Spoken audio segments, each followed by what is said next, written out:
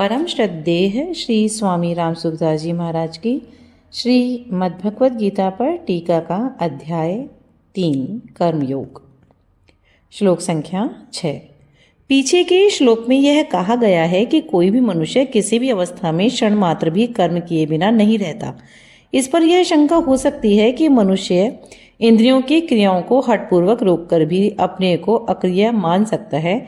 इसका समाधान करने के लिए आगे का श्लोक कहते हैं। ओम श्री परमात्मने नमः। कर्मेन्द्रियाणि संयम्य यास्ते मनसा स्मरन् इन्द्रियार्थान् विमूढात्मा मिथ्याचारः स उच्यते। जो कर्मेंद्रियों संपूर्ण इंद्रियों को हठपूर्वक रोककर मन से इंद्रियों के विषयों का चिंतन करते हुए बैठता है, वह मूढ़ बुद्धि वाला मनुष्य मिथ्याचारी अर्थात मिथ्या आचरण करने वाला कहा जाता है। श्लोक की व्याख्या। यहाँ कर्मेंद्रियाणि पद का अभिप्राय 5 कर्मेंद्रियों वाक, हस्त, पाद, उपस्थ और गुदा से ही नहीं है, प्रत्युत इनके साथ 5 ज्ञानेंद्रियां श्रोत, त्वचा, नेत्र, रसना और घ्राण से भी है, क्योंकि ज्ञानेंद्रियों के बिना केवल कर्मेंद्रियों से कर्म नहीं हो सकते हैं।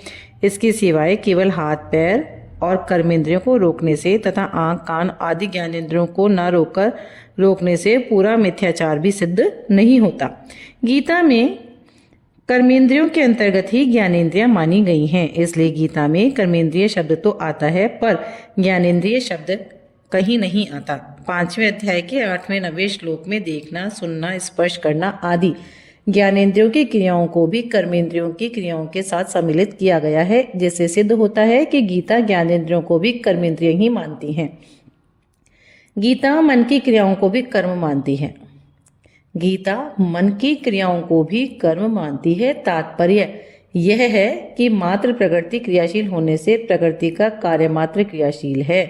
यद्यपि संयम्य पद का अर्थ होता है इंद्रियों का अच्छी तरह से नियमन अर्थात उन्हें वश में करना, तथापि यहाँ इस पद का अर्थ इंद्रियों को वश में करना न होकर उन्हें हठपूर्वक बाहर से रोकना ही है।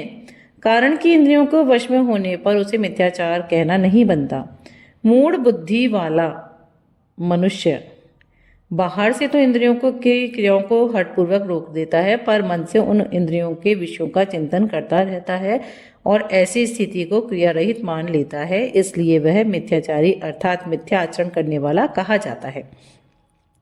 यद्यपि उसने इंद्रियों के विषयों को बाहर से त्याग दिया है और ऐसा समझता है कि मैं कर्म नहीं करता हूँ, तथापि ऐसी अवस्था में भी वह वस्तुतः कर्म रहित नहीं हुआ है। कारण कि बाहर से क्रिया रहित दिखने पर भी अहमता, ममता और कामना के कारण राग पूर्वक विषय चिंतन के रूप में विषय भोग पूर्वक कर्म तो हो ही रहा है।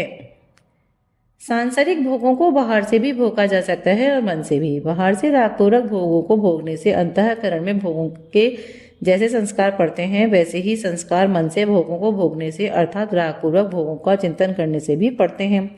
बाहर से भोगों का त्याग तो मनुष्य विचार से, लोक लिहाज से और व्यवहार में गड़बड़ी आने के भय से भी कर सकता है, पर मन से भोग भोगने में बाहर से कोई बाधा नहीं आती।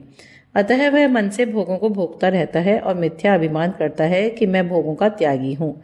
मन से भोग भोगने से विशेष हानि होती है, क्योंकि इसके सेवन का विशेष अवसर मिलता है। अतः साधक को चाहिए कि जैसे वह बाहर से भोगों को अपने को बचाता है, उनका त्याग करता है, ऐसे ही मन से भोगों के चिंतन का भी विशेष सावधानी से त्याग करे।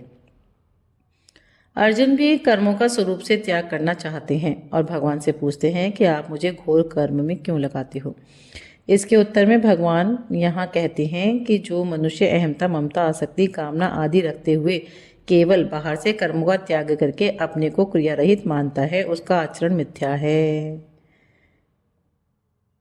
इसके उत्तर में यहाँ भगवान कहते हैं कि जो मनुष्य अहमता, ममता, आसक्ति, कामना आदि रखते हुए केवल बाहर से कर्मों का त्याग करके अपने को क्रिया रहित मानता है, उसका आचरण मिथ्या है।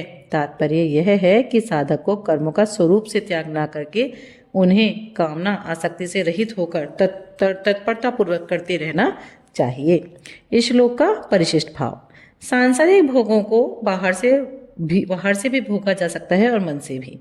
बाहर से भोग भोगना और मन से उनके चिंतन का रस सुख लेना, दोनों में कोई फर्क नहीं है। बाहर से रागपूर्वक भोग भोगने से जैसा संस्कार पड़ता है वैसा ही संस्कार मन से भोग भोगने से अर्थात मन से भोगों के चिंतन में रस लेने से पड़ता है। भोग की याद आने पर उसकी याद से रस लेते हैं तो कई वर्ष बीतने पर भी वह भोग ज्यों का त्यों अर्थात ताजा बना रहता है। अतः भोग के चिंतन से भी एक नया भोग बनता है। इतना ही नहीं, मन से भोगों के चिंतन का सुख लेने से विशेष हानि होती है, कारण कि लोक लिहाज से व्यवहार में गड़बड़ी आने के भय से मनुष्य बाहर से तो भोगों का त्याग कर सकता है, पर मन से भोग भोगने से बाहर से कोई बाधा नहीं आती। अतः मन से भोग भोगने का विशेष अवसर मिलता है। इसलिए मन से भोग भोगना साधक के लिए बहुत नुकसान करने वाली बात है।